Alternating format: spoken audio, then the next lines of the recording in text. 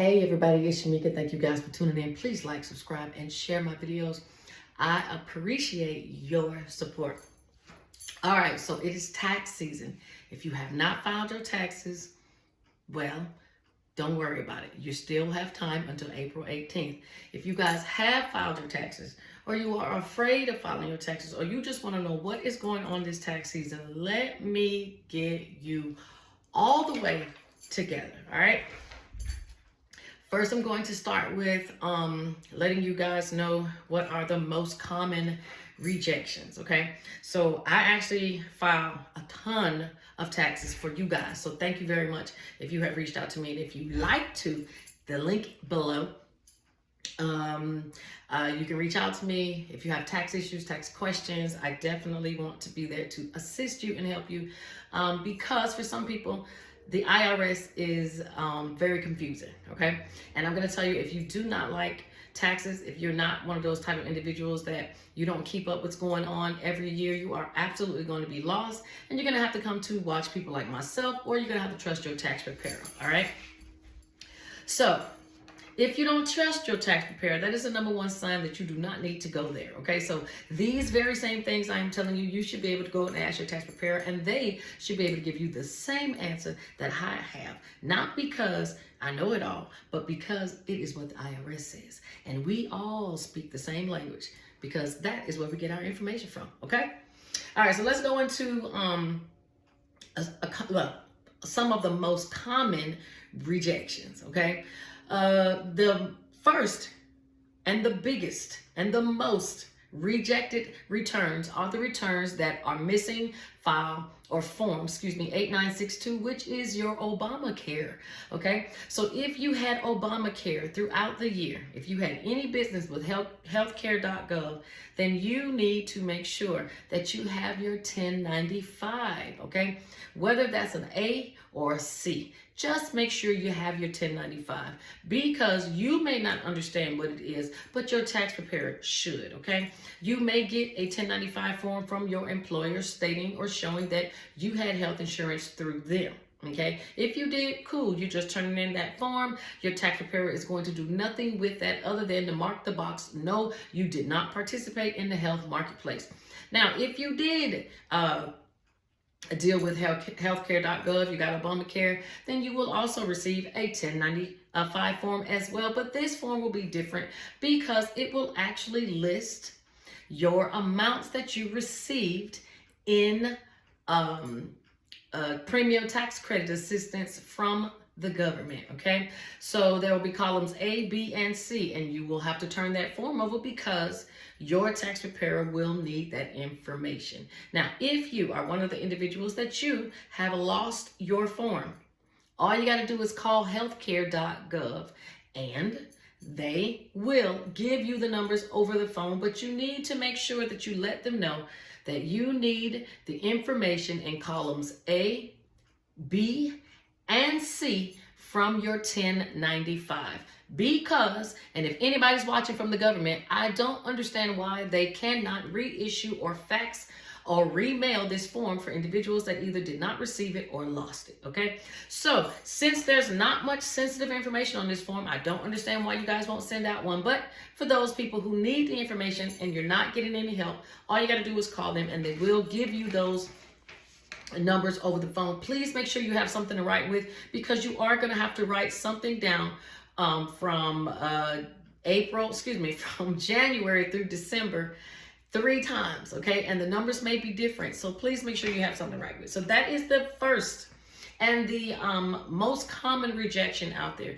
The second most common rejection out there for this tax season is information not matching what is on the Social Security card. Now, you guys have been filing taxes for a very long time, so I'm probably talking to some of the new parents. If you're your first time claiming someone as a dependent, you need to make sure that if that person has a middle name on their Social Security card, most tax software will not allow you to type in the middle name, but they will allow you to put the middle initial. So if the person has a first and middle and a last name on the Social Security card, on the tax software, you also need to have a first, middle initial, and last name. You cannot leave off information that doesn't match the Social Security card, because that is what the IRS goes by. So if it does not match, it will not go. And for my individuals who have the two last names, okay? If you have both last names on your Social Security card, they also need to be on your in your tax software or on your tax paperwork, but it needs to be the same way. If you have a last name hyphen last name, it needs to be hyphen last name if the software will allow you to do it. If not, put it all together and the IRS will understand that that is the same thing. But make sure it does match what is on your Social Security card. The third most common rejection is claiming kids that somebody else has already claimed, okay? Now, this could be for a couple reasons. Baby mama, baby daddy fighting. Maybe you got divorced and you thought it was your year to claim, but it's not your year. Or somebody just mad and decided they're going to claim the child and didn't tell you. Maybe you gave your information to someone to claim them before and they just want to be nasty and greedy and decided that they want to go first. So listen to the rules of the game when it comes to the IRS. Whoever files first gets the money. Okay, let me say it again. Whoever files first gets the money. So if you are trying to file taxes before the next person does, then you, I would say, need to file those taxes immediately as soon as the tax season opens so that nobody else takes that child. But if you are running into that problem, here's a trick that you guys can do. You can fill out IRS form 14039, which is an identity theft form. You can fill that out with proof, of course, that that the dependent is supposed to be claimed by you.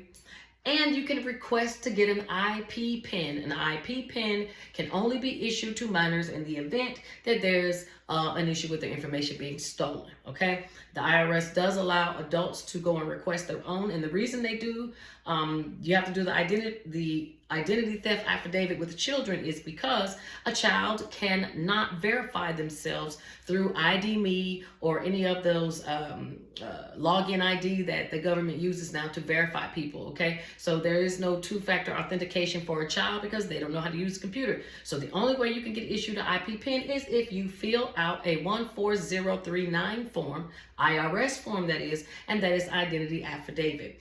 Another way that individuals can be claimed and somebody else claimed them, and this can be just something as simple as a mistake.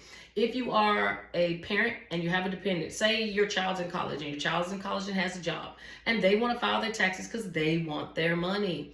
That's all fine and well, but if you are also a parent going to claim this child as a dependent, then you need to make sure that the child files first, but they need to put on their tax form that they can be claimed by someone else, okay? And the reason you want to do that is because that lets the IRS know that, hey, this social is going to show up in our system twice. If that box is not checked and the person files taxes, then guess what happens? That social is now locked out, and you, parent, when you try to file, it will say reject because it'll say the dependent Social Security number is already claimed as a primary on another tax return, which is the truth. If your child files their own taxes, they're primary. If they're on your taxes, they're dependent. But if you want to be able to have them file and you claim them, they're going to have to select that they are going to be a dependent on somebody else's taxes, all right? So those are, I would say, my top three, but here is number 4.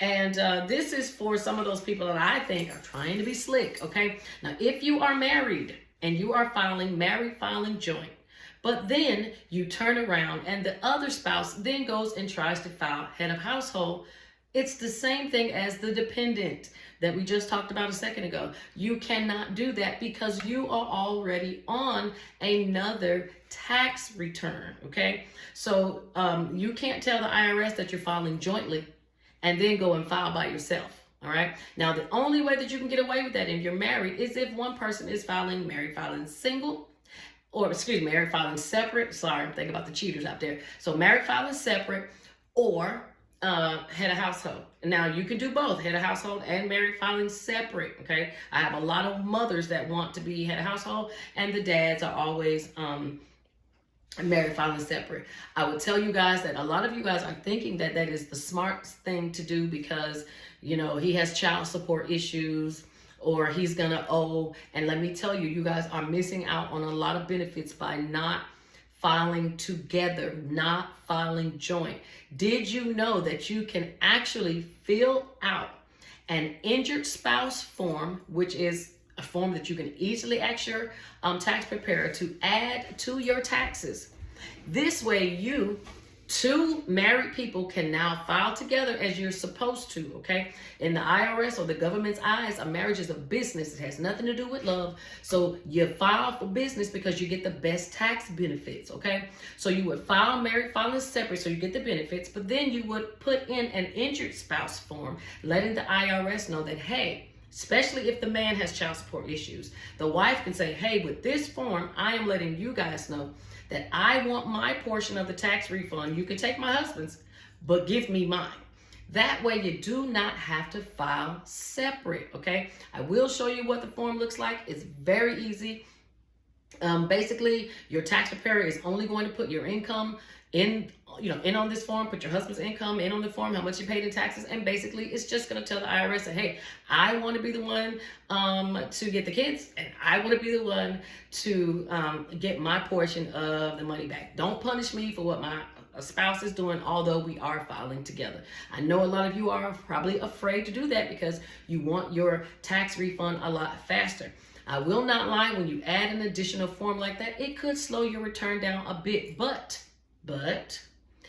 the benefit is, would you rather get your tax refund now or faster with less money, or would you rather get your tax refund a little later but with all your money? Okay, so you have to decide which one fits your situation. So what I'm going to do is I'm going to actually turn the camera around so I can show you guys some forms and some things that you need to know going forward this tax season. Be back in a sec.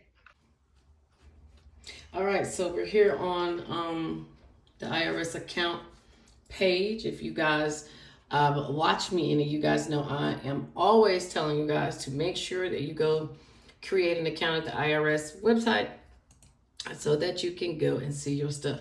So they're gonna ask me why I want to get in here, and I'm just showing y'all. Let me get down here to what's really important. What is important is these 4 areas right here. I believe I kind of went over this before, but I'll go over it again for those who have not checked out. So this one is the most important section here, okay? The wage and income transcripts. If you are an individual, you do not have access to get your documents to show the income that you've earned. You can't get your W-2s. You can't get your 1099. If you just want to see how many jobs you worked that year because you forgot, you would go here on wage and income transcript, and it will have all of your earnings that you made for the years, okay? Like I said, this is the one that is most important because you guys really need to go there, okay? Your return transcript. First, let me let you guys know that if you see a circle with a star inside, I don't have any on my screen because I file every year, but if you have a circle with a star, that means it is a year that you did not file, okay? So the return transcript. So if you guys don't want to give your actual tax return to a lender, you can come here and get your return transcript. This is your return as it states that as it is originally filed. And again, it meets the, lending institutions, schools, anything like that. This is the one that they prefer to see versus your tax papers. Now you can give them that, but that might give them all kind of extra stuff that you did not want them necessarily to know, okay? Here on account transcript, if we did any amendments or anything like that, if you had to make payments or anything that goes on throughout the year with your account, here is where you would see the information right here, okay? It is, in my opinion, also very important. If you have something that you want to give a lending institution or whatnot, you can show here that, especially if you're somebody that is going to buy a home and you have a debt that you owe the IRS, but it's not showing updated or anything when you made payments, it will show here where you have made your payments. So if you do your estimated payments, especially if you're a 1099 or individual independent contractor, you want to grab a hold of this here to accompany with your return transcript, especially if you're trying to buy something, okay? Okay, now this is what makes no sense at all. If you want the return and account transcript combined, then all you would need to do is go right here. Very weird, but it is what they state. Now, as you guys can see, your account transcript, you can go back to 2016. On your wage and earning transcript, you can go all the way back to 2013. So you could see where you've been working for the past 10 years, as well as you could see what has been going on with your account for the past 7 years. Your return transcript and your record, and your record of account transcript, if you guys are noticing, it only goes back those 3 years, which matters, but they matter differently depending on what it is that you need it for, okay? So please know the difference. Very, very important, guys. Now I have the 1040 page up, and I want to show you the 1040 because majority of you guys probably don't even realize what that is, but really quick, I just want to show you a couple things. 1040, which is what you guys file your taxes on. It is an individual tax return form, but it is also for individuals who have an LLC. If you guys watching my other videos, when I ask you guys, why did you choose a corporation or an LLC? A lot of you don't know why, but you guys choose LLCs. And I wanted to let you know that if you do, you can only file that single member LLC on the form 1040, which is an individual tax return, which is nothing wrong with that. But I'd like you guys to know that it does not list it under your EIN, although you put it in on your taxes. It falls on your individual income. So it is always going to go by what? Your social, okay? Couple things I wanted y'all to know when it comes to these tax forms. The majority of you know how to read these. If you don't, please make sure that you do, okay? Now, one of the things that I think is super, super important is your filing status, okay? There are times when you guys will file single because you want to see what the numbers are, and then you'll say, hey, well, I want to add kids now. Well, that's cool, but you need to make sure that the person goes back and changes you from single to head of household, okay? Or whatever your situation is, okay? You need to make sure that changes because that could affect your money, all right? Because the standard deduction limits are different depending on which filing status you select. Okay, so I just want you guys to see that. You got single, you got married filing joint, married filing separate, head of household, and then they call it qualifying survivor spouse, but still in the tax software, they call it qualifying widower, okay? A widower can file as a widower, but they can also file married filing joint, especially if they, or head of household. It really depends on if you have kids.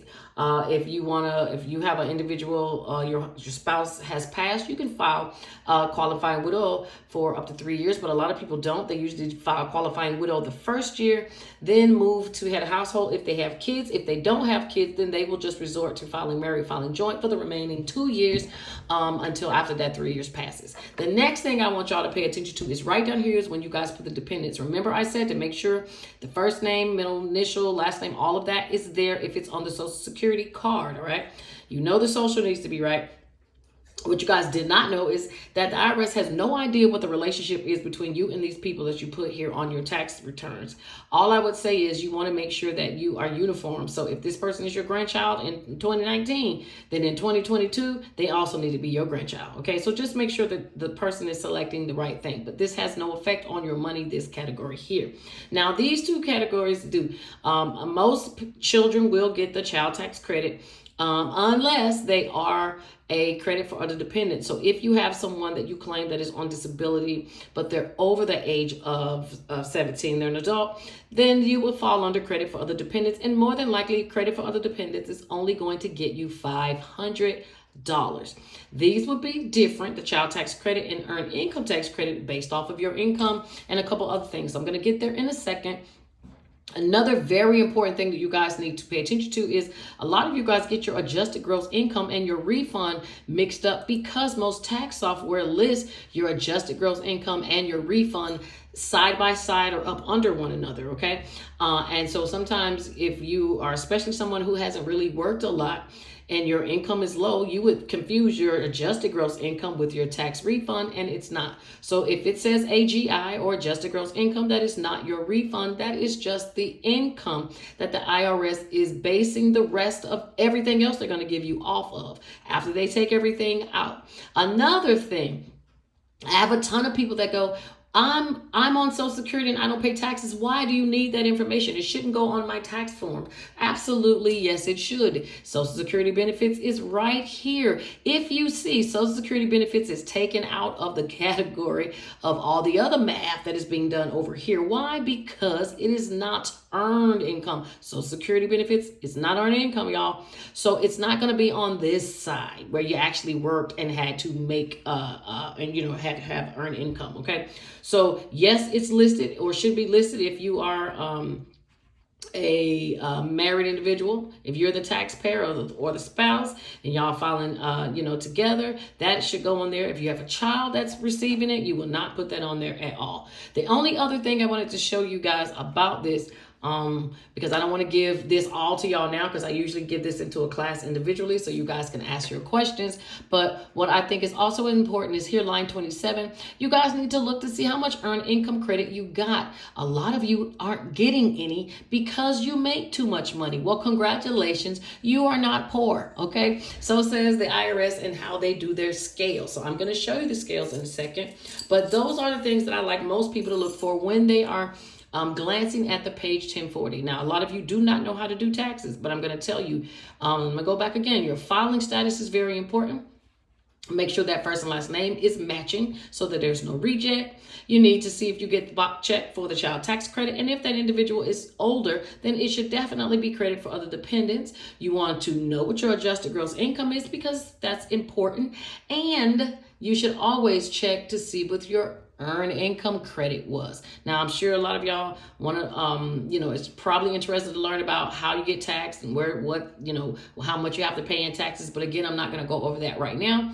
That is not necessarily my point for doing this. I just wanted you guys to see that. The last thing I wanted you guys to see here is line 34 and 35A. So 34 is if you are getting a refund, and a 35A is the actual amount that you're going to get back. So basically, let me say that again. I apologize. Line 33 is the amount you overpaid, okay?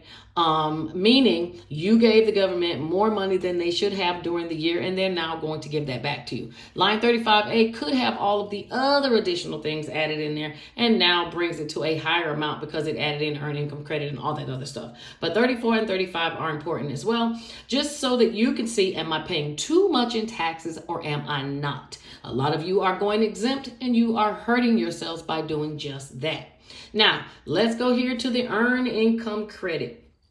All right, so first I want you guys to realize again that the IRS changes things every year. This is why individuals like me and other YouTubers do what we do to keep you guys informed. A lot of you don't even pay attention to this chart, but you should. Why? Because if you make more money than this chart allows, then guess what? You make too much for earned income credit. But let's start here. So it is saying that if you have no qualifying children, but you worked, the minimum that you will receive is $560. If you have one child and you work, $37.33. Two and you worked, meaning also you are below these numbers, you could get $61.64, 3 or more, $69.35. And why do they say 3 or more? Because the IRS will only pay you up to a maximum of 3 children. Now, I'm going to tell you what gets me a little upset is when you guys go and y'all run to these places that have on their flyers that they can get you $9,000 and $12,000. Well, the IRS is telling you how much they're going to give you right here. $69.35 does not seem like, or doesn't look like, and it doesn't spend like $9,000 or $12,000. Those people got you to come in there, they baited you, and then they switched it when you sat down, okay? And basically when you got mad that your tax return wasn't high enough, they then tried to give you a reason why. But I'm giving you your reason why right now, but this is also why you guys should pay attention to what's going on every year, because these numbers will change, okay? So let's look at the chart real quick so I can help explain it to you. So if you have 0 children, okay, and you file single, head of household, or widow, which is the same thing as single or head of household, if you make more than 16,480, you get nothing, because this is the amount that you can make maximum, and anything below will qualify you for these rates. Okay, that's how that works. So if you have 1 child and you're filing single, head of household, or widow, you can't make more than this amount. And if you do, then you get nothing for earned income credit. All right. Same over here for the people who filed married filing joint. If you have no kids, 2 people can't make more than 22,610. I can tell you right now, if me and somebody were together and we were only making 22,610, it's time to break up. But you also see that you do not get earned income tax credit. So please make yourself very familiar with your income cap limits and your earned income credit limits. They're 2 different things, but they all affect your check. Okay. Now, let's go over here. Again, this is also earned income tax credit. So hopefully this breaks it down for you guys just a little bit better. I know y'all see more numbers. Sometimes that stuff gets to be more confusing, but I promise it's not. Basically, this is the same thing that I was telling you. The max that you can get with no children is $560. With 1 child, $37.33. 2, you see what I'm saying? So it's saying the same thing. Now what it is saying here in this column is this is the minimum you need to make to get the maximum amount. Okay, so you have to make a minimum. If you have no kids, 1 kid, 2 kids, or 3 kids, this is the minimum amount of income you can make in order to get these maximums right here. All right, the charts don't necessarily read that easy, but I'm breaking it down for you guys. Okay, you see this 3 says phase out threshold, meaning if you start to once you get to these limits, you start to phase out, meaning you may not get your full 560 at 9160. Phases out. Phase out could be could be $20 for every $100 that you go over your income limit based off of this chart. Okay, so if you start making a little more, you start making here, this is the maximum, this is the minimum you can make to get the maximum amount. Here is the amount that you can make for where they start phasing out, meaning these amounts start reducing. The more you make these amounts or more, up to your maximum amounts, which were these, okay? I know it's confusing and we got to do it on 2 separate pages, but that's just how the IRS works. They don't necessarily like to make it easy. So 4, 5, and 6 is the same thing, but it's for people who are married, all right? I just wanted to show you guys this because a lot of you are getting bait and switched, like I said. And FYI, these are going to be the numbers for this year and for 2023. I know we're in 2023, but it is not 2023 tax season until 2024. So these numbers will not change. So I'm letting you know now that if you were mad at your tax preparer for lying on their paperwork, on their marketing material, you're going to be mad again because these numbers are not going to change for next year either. All right. Now let's move on to child tax credit. Now remember, I said to make sure y'all look for that box being checked here to see if you get the child tax credit. Okay. Let's go back to it. So child tax credit, bam, look at that. It says for 22 and 2023, the child tax credit is only $2,000. That is the maximum. But look how much can actually be refunded to you. $1,500. So you are not going to be living in the lap of luxury as most of you had assumed. So let's just do the math real quick. And let's just do the math with somebody with 1 child. That's $3,733 plus $1,500. And that's if they meet that. So with 1 child, some of you guys could be looking at getting about $5,000. Let me do the math. So just so I know, because I want to be right. Okay, so it was 3733 and then 1500. So 5233, but that does not necessarily mean you're going to get that, because remember we were talking about phase out. So some of you aren't just making $7,000. Some of you are making a lot more than that. And then your income phases out. So you actually may get less. All right. So y'all know when somebody's doing self-employment for you guys and putting in some numbers and they got to see which one's going to get you the most. Basically, they're trying to hit the sweet spot between this child tax credit and earned income tax credit to see the maximum that you can earn in order to get the maximum that you can get on your tax refund, because these numbers will change and phase out based off of the income limits. All right. And you see, it is saying that although the child tax credit is $2,000, you only get $1,500 for each child, and that's refundable. And in 2023, it is going to be $1,600. So it's only going to be an additional $100 going forward. We're not going to worry about these years because these are years that have passed already. Now, basically, in order to qualify for child tax credit, you have to make no more than $400,000 for a married couple, and no more than $200,000 than a single or head of household. A lot of people that I deal with don't even hit these limits, but you'll notice that you'll get you'll get the child tax credit on your taxes. And remember where I told you guys to, you will want to go and look, make sure those boxes are checked. And let me keep going. Here's another one. So this is the child and dependent care credit. So there wasn't necessarily a chart, and I didn't really even need to have a chart for you guys. I just wanted you guys to know that the child and dependent care credit, let's go through it really quick. Okay. So the child and dependent care credit is another credit that a lot of people try to reach, but a lot of you guys are not going to probably be able to reach that. Okay. So this is to help pay for the cost of daycare, to help you guys out if you have a child that, you pay for someone to watch. And that can be an adult daycare too, for individuals who are disabled. It helps kind of offset if you owed anything to the IRS. But this is the most important piece here. And this is why you guys are mad. Look at it. It clearly says that it is non-refundable. So although a lot of you are putting in your information from schools, daycares, preschools, whatever, y'all are wondering, why aren't you getting anything? Because it says that it's non-refundable, meaning that if you owe taxes, you see what it's saying? It will only decrease the amount that you owe, but it will not give you any money back.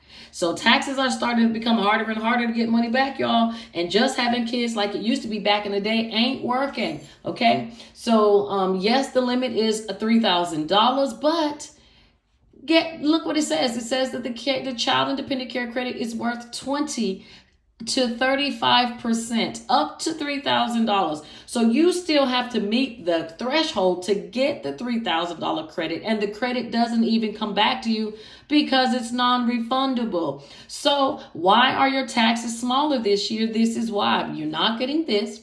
Your child tax credit is lower, and your earned income tax credit isn't what they told you it was. Okay. So these are the reasons that your taxes are lower. But then let me throw something else at y'all really quick, because I know taxes can be boring to those who aren't really into taxes. Okay.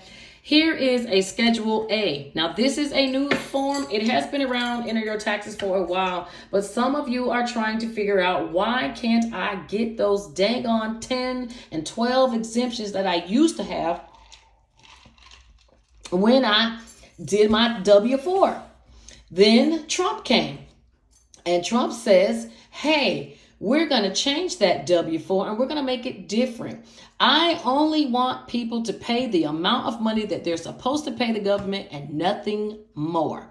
So the goal is, guys, is to have a $0 refund. Okay, now listen to what I'm saying. Let me go to the form so I can explain that. A $0 refund according to line 34. Okay, so they want you to be able to say that you didn't overpay anything. So line 34, the goal is to be able to have a zero in that amount so that you did not overpay the government anything.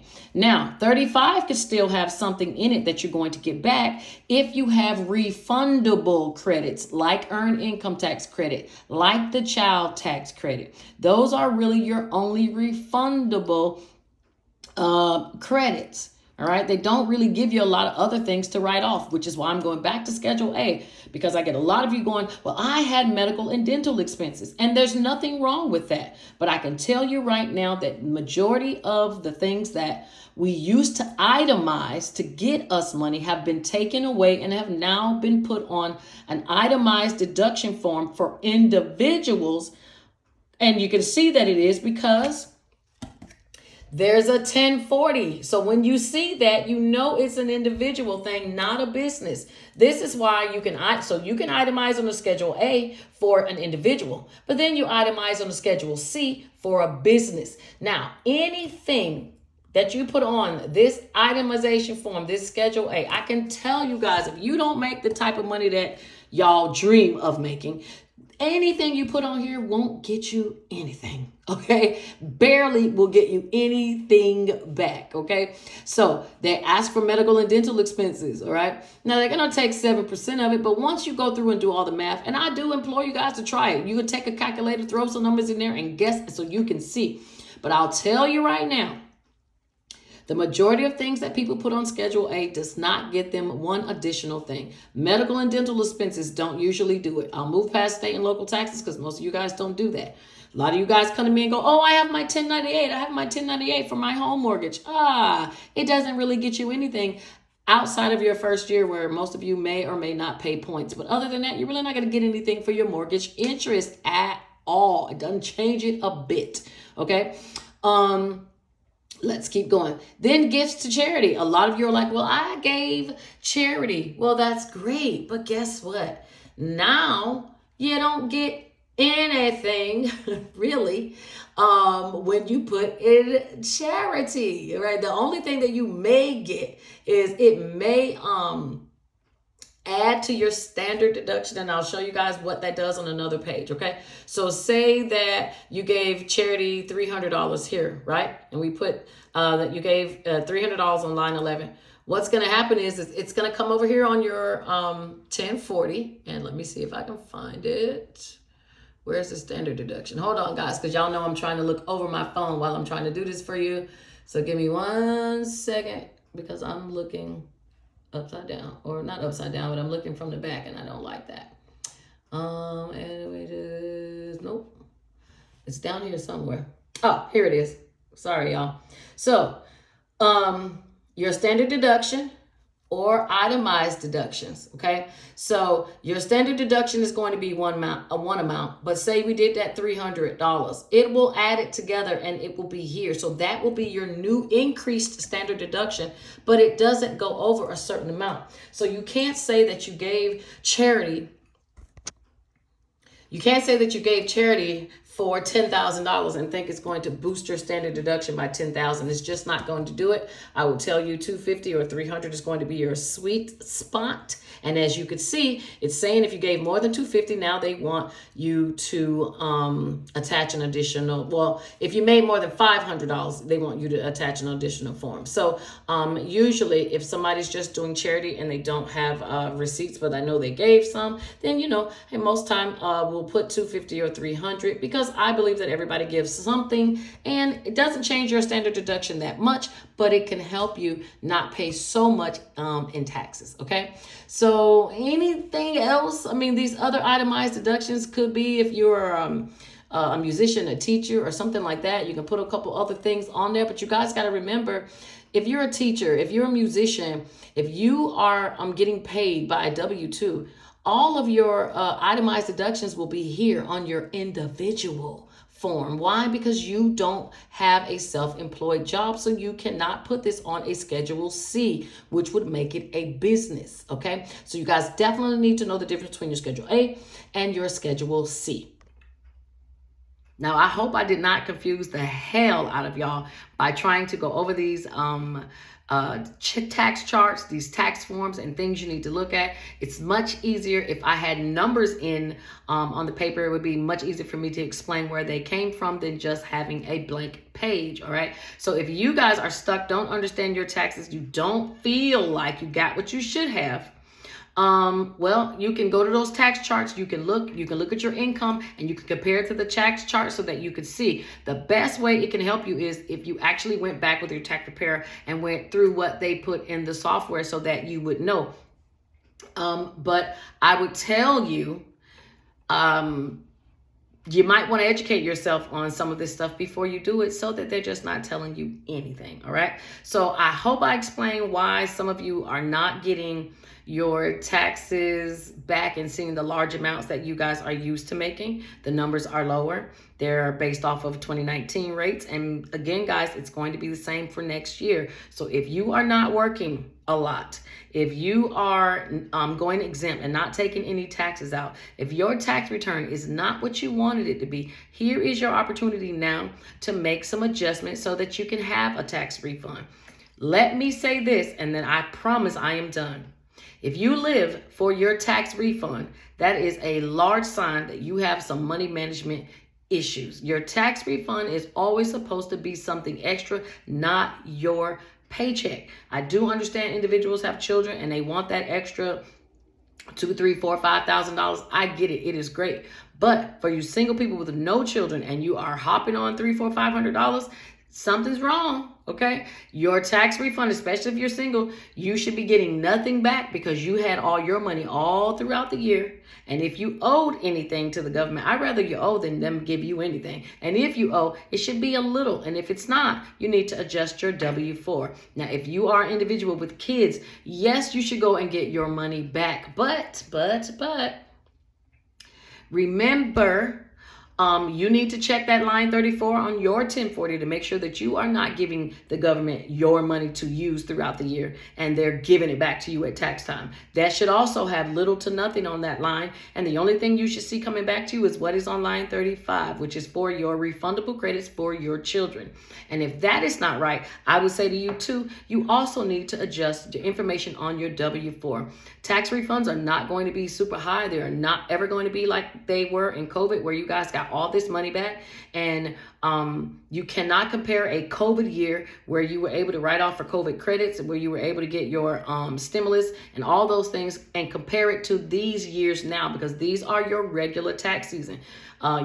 These are your regular normal tax checks. Okay. 2019 was the same rate that we're getting right now in 2023. And the only thing that happened different was COVID in the middle, and we got more money back at tax time. So now that that's over, we're back to being our regular selves, and you're going to expect to see smaller tax refunds. All right. So keep up with your girl.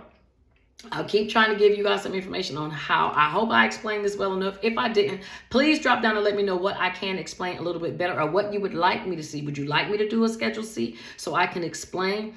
Tax forms are not necessarily easy because they all connect to each other differently. All right. So some of the lines on your 1040, I may have to go look at a whole nother form to find out where that number came from. So I would prefer to show you guys your Schedule C, just like I showed you your Schedule A. But if it's going to be anything past that, then I may need somebody's real tax return, and I may have to do it in a class versus here, because we don't want everybody in our business. Okay. So I hope I helped somebody. I hope you learned something new. And I'll talk to you guys soon. And if you need any tax help, please go to my website, shamikasaves.com. Reach out to me. Let me help you get your situation together. All right. Because there's no need to not file because you're scared. All right. We got to get this going at some point. Let's do it, guys. Okay. Talk to you guys soon. Bye.